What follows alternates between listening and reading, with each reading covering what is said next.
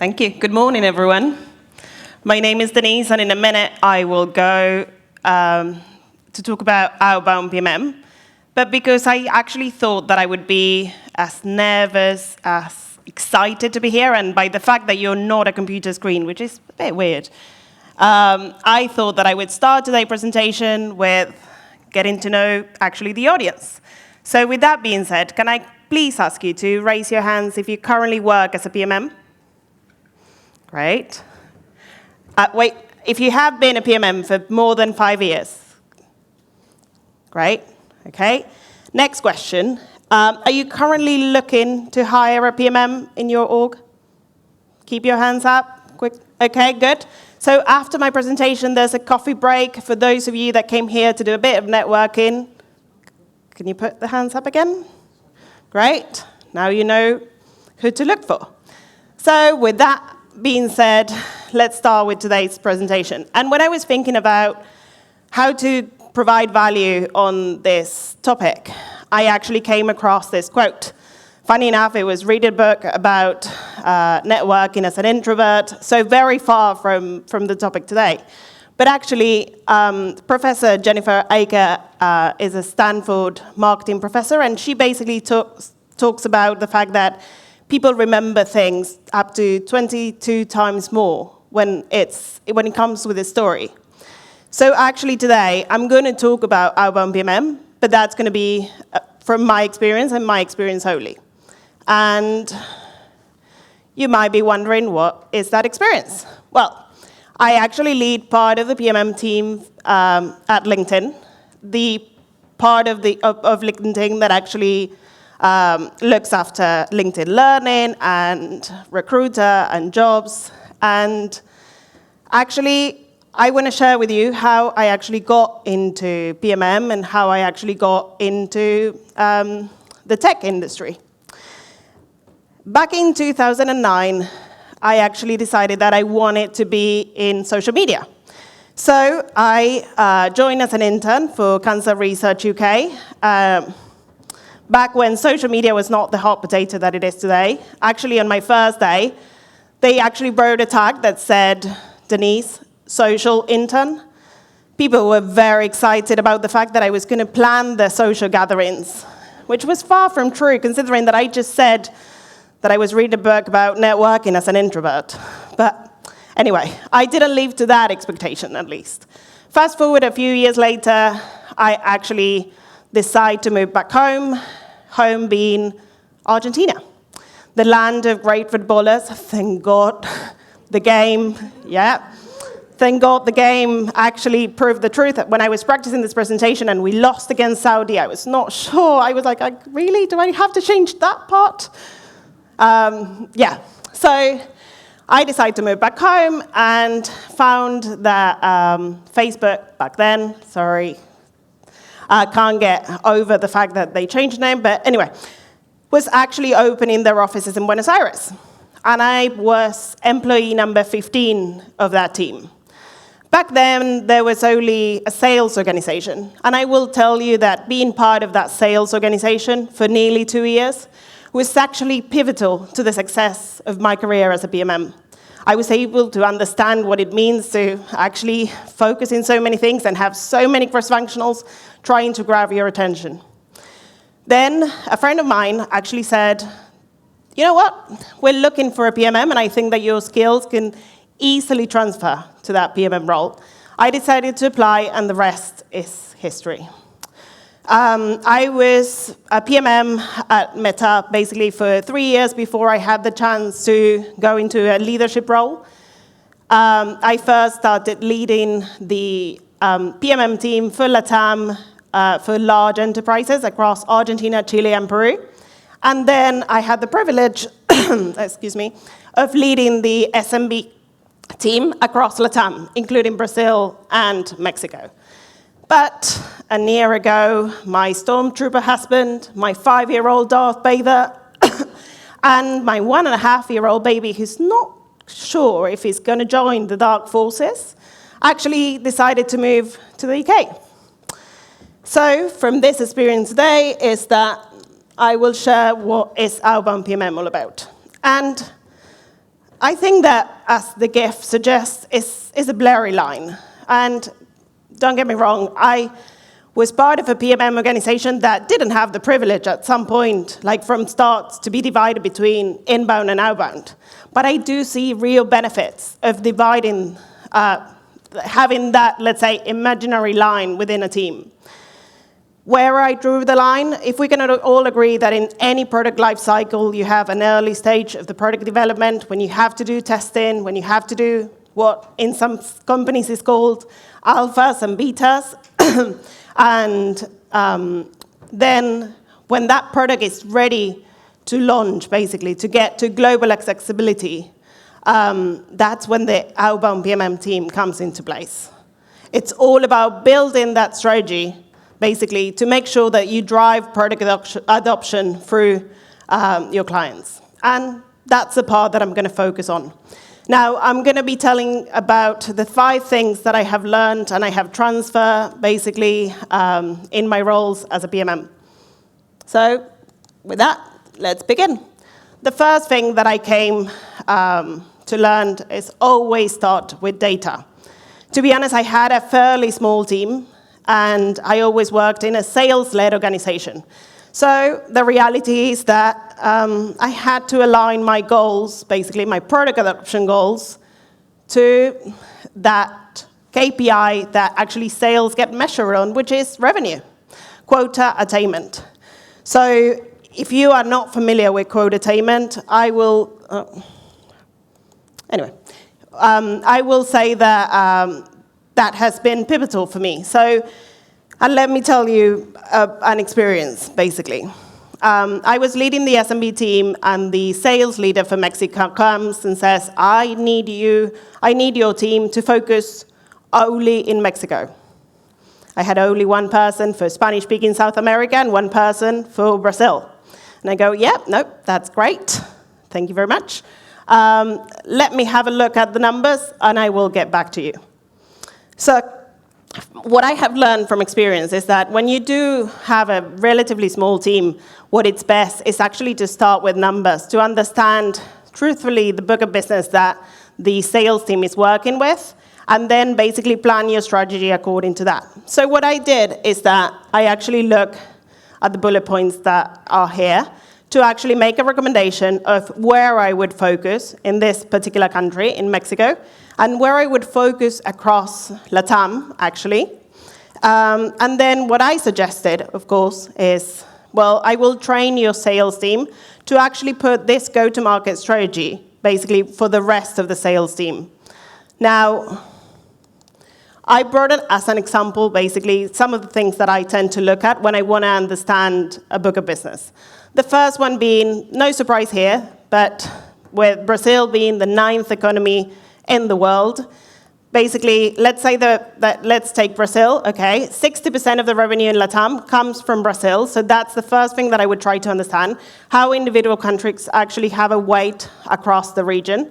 The second thing is that, let's say that on a quarterly basis, what is the revenue that this country is bringing on a quarterly basis? Let's say 1 million. What I have found, or what I tried to find, is can I actually touch 20% of the accounts and get 80% of the results?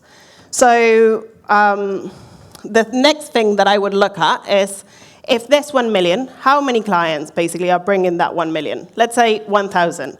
Okay, what it tends to happen is that actually, if you focus on the top 10% of those accounts, actually they represent normally between 40 to 60% of the revenue. So actually, if I would focus on the top 100 clients, actually probably I would get to 45% of that quarterly revenue. Now, the second filter that I would apply to those 100 accounts would be, what verticals do they belong to? Are they fast-moving consumer goods? Are they retail? Are they like direct response in general? And that would help me tailor the message and the product positioning so that the sales team that I'm working with having an easier job basically to position that product with their clients. What it does tend to happen is that you can easily focus on some of the verticals. I mean, we used to have 12 different verticals at Meta. And the reality is that normally those 10% was coming from the 4 top verticals. So normally there would be a few clients that they would be left out. Now, the last point is that you want to build that very strong relationship with your sales team. And to do that, you present this, but then you go, okay, this is the number story. Is there any of the accounts that the numbers are not showing me, but actually they are very important for you? If that's the case, are there any big bets that I should include in this go-to-market strategy? And once those KPIs basically are defined, you're ready to move forward with your strategy. The next learning that I want to talk about is getting to know your cross-functional team. I believe that the work of a PMM is actually one that has to work with a lot of people. And yes, I started my presentation with focusing only on one team, but let me tell you, it's important, very, very important, as we have seen in the previous presentations, actually, that you sync and you get to know other teams. And I think that has been the biggest learning that I had from changing from one organization to the other one. I actually joined Facebook, or Meta, basically. And a few months later, we did the grand opening. And then that picture from 2013 actually includes a lot of the people that then became leaders of different parts of the organization, which I could easily ask for a quick one-on-one, a quick coffee break to understand KPIs, basically to understand their plans, to make sure that I could really basically put together my strategy with theirs. Well, I am currently doing that at LinkedIn, and let me tell you, I probably underestimated the value that it had to be at the same organization for so long, and now I'm basically building from the ground. It's good that actually it's a very LinkedIn style that it's fine to spend the first, let's say, 15 minutes to get in to know one another on a one-on-one. The second point on this is try to understand what is the methodology that the company is using when putting together a go-to-market strategy.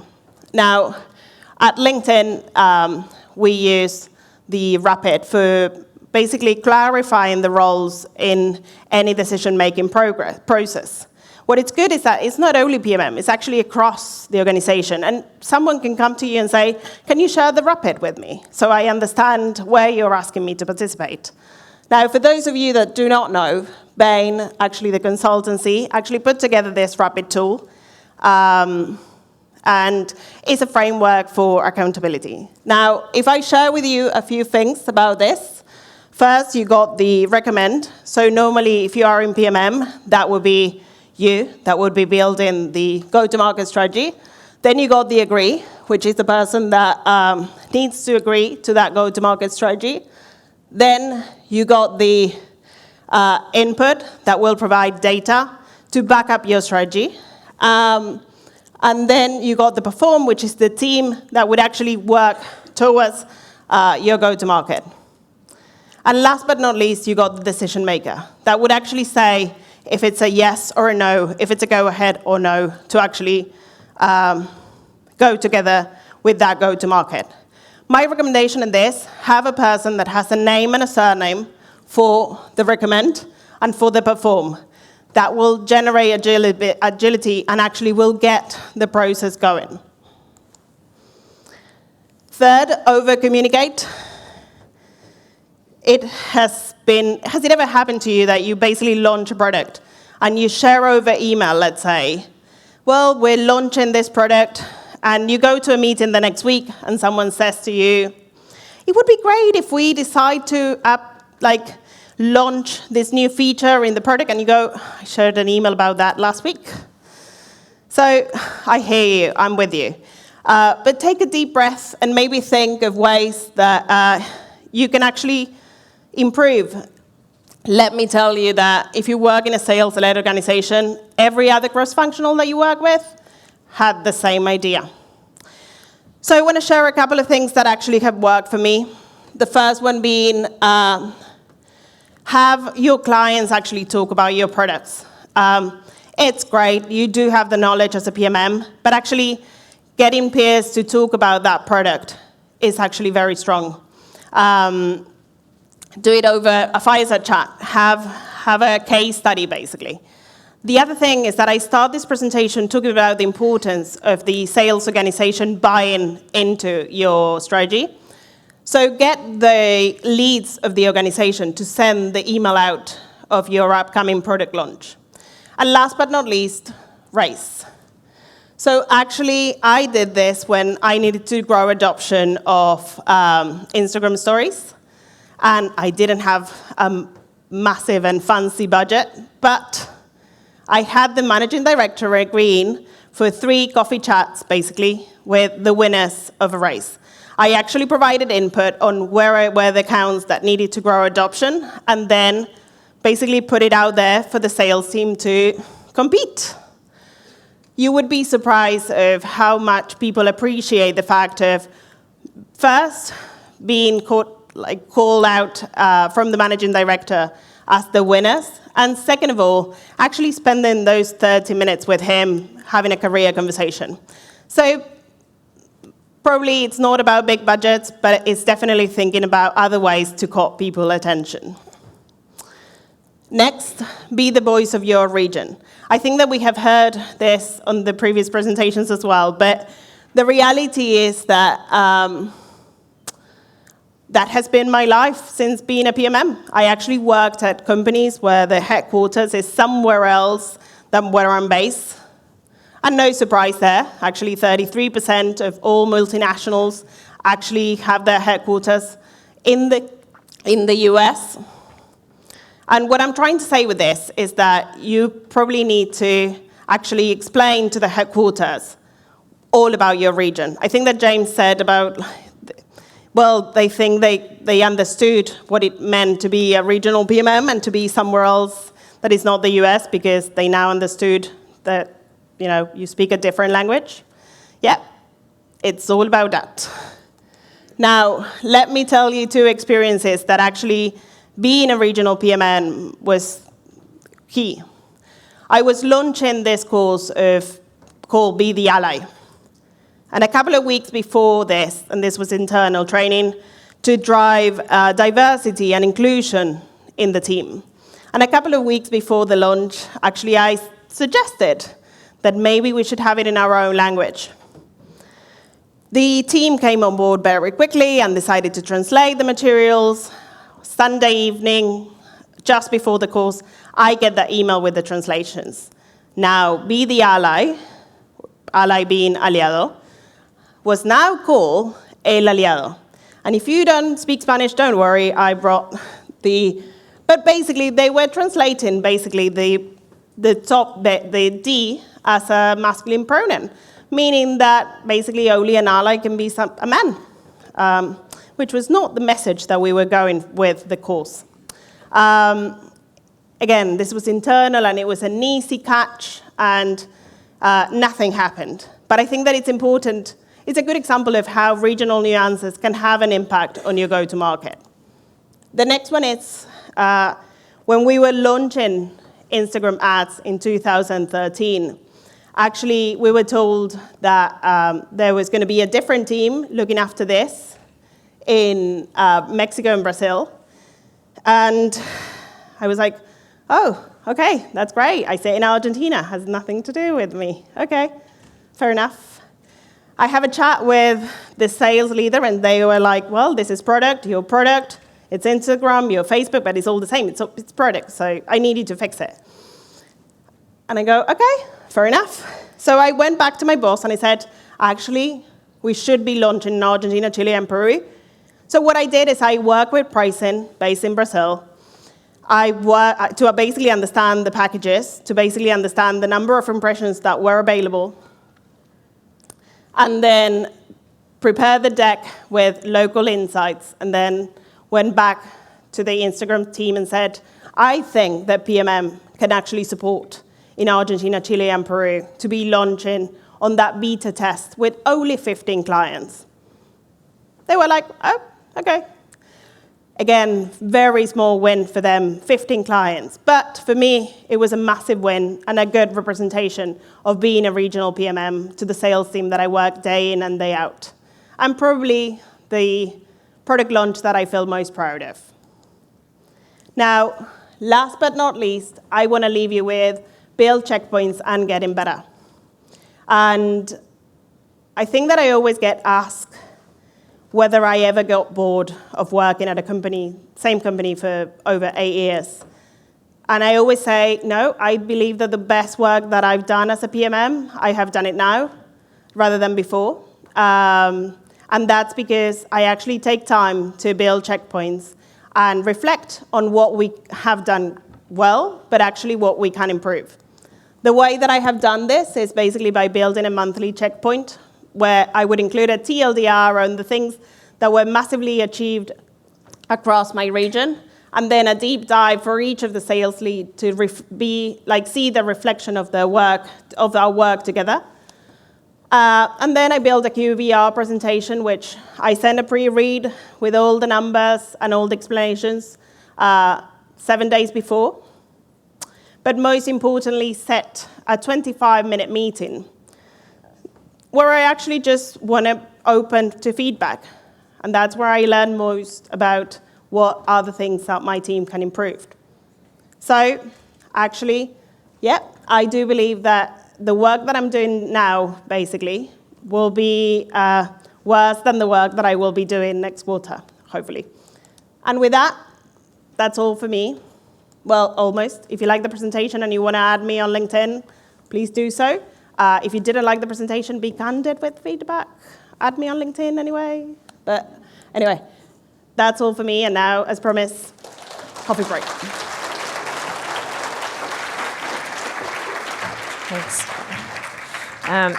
Thanks, Denise. That was great. I really liked how you shared your process for figuring out like the top accounts to focus on and selling that story internally. And the insights race seems like something that's very relevant this time where you got to get a lot of energy going with less resources. So thank you for sharing that. One more big round of applause for Denise.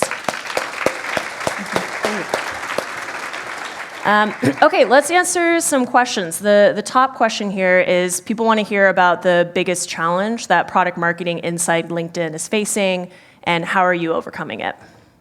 I think that the biggest challenge is that we have just went through that division between inbound and outbound. Mm-hmm. And at the beginning, it's that blurry line, and where do things, fall under, and how do I present back to the rest of the organization, what is it that we do and what is it that we add value. And I think that for me particularly is a bit different because going back to the previous presentation and the previous question, I used to report back to product and now I report to marketing. So it's I still haven't decided where it sits best, but it's an interesting one. Yeah, sounds like there's some similarities there we should figure that out during coffee break. In your thinking, does outbound PMM include pushing out message training internally, like sales enablement, in addition to externally facing activities? I think that there's a sales enablement team that if you do have the chance to work with them, in both of the organizations, there was an organization that actually focused on sales enablement. But at the end of the day, the product inside out. So you have to work hand in hand to do both, internal and external. Probably if you would have less bandwidth, I would go with the external part of the enablement, basically. Okay. I think people are really interested in this race that you put together. So one of the questions here is, with the race, to have the conversation with the managing director, how do you prevent the sales reps from gaming or trying to manipulate KPIs in internal competitions? Yeah, that's a good question. Thank God that I did work for, there was a KPI that was clear. They get compensated on sales, basically. So ads revenue was a clear KPI, and that was the goal for them. And to be honest, they are a bit competitive, I would say, either way. I think that that's part of the nature of why they are sitting in that position. So it's just adding that extra component of fun, I would say. And building off that, how did you get them to engage in sending leads, launch comms emails to their leads? To the clients, you mean? Yeah. Yeah, I think that it was basically I got the managing director to actually publish about this race. And yes, I can be very influential, but try the skip level. Yeah. That's a good tactic. Okay, we'll do one last question. What were the key differences in responsibility between regional marketing and global marketing? Maybe you can tell us from both the LinkedIn and Facebook perspective. I think that it's very similar. I would say that probably headquarters actually build a first go at a strategy, and when you have a rather small team, you build on that. Basically, you see, okay, what are the elements that I can take from that and need to localize it, and what are the things that I know will provide the most impact in my region. And yeah, so I think that I always ask, okay, what's the, let's say, global strategy, what is the headquarters strategy, and then build from there. Not necessarily because it has to happen only after that, it's just because when you work in a rather small team, actually that becomes quite handy. And also when you ask that, you can probably influence have you thought about adding this? And then maybe it's easier for you to translate it into region. Nice, awesome. Well, thank you very much, Shanice. Let's welcome her. Thank you. And